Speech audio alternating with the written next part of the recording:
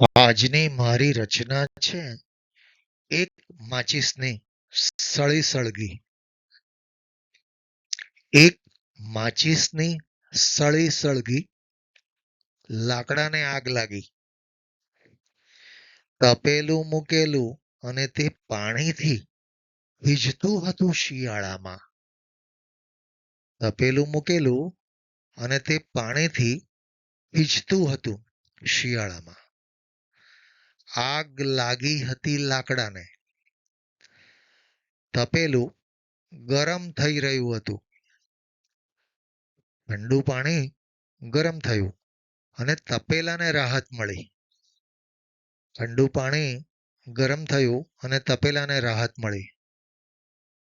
ભૂખનો દાવાનળ માણસને વિહવળ કરે. ભૂખનો દાવાનળ માણસને વિહવળ કરે. અનાજ કેરું જમવાનું. અનાજ કેરું જમવાનું ભૂખની તૃષ્ણા શાંત કરે. ભૂખની તૃષ્ણા શાંત કરે.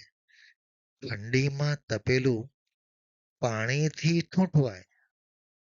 ઠંડીમાં તપેલું પાણીથી ઠૂંઠવાય, પણ પેટનો અગ્નિ અન્નથી સંતોષાય. પેટનો અગ્નિ અન્નથી સંતોષાય. કુદરત પોતાના નિયમે જ ચાલે છે.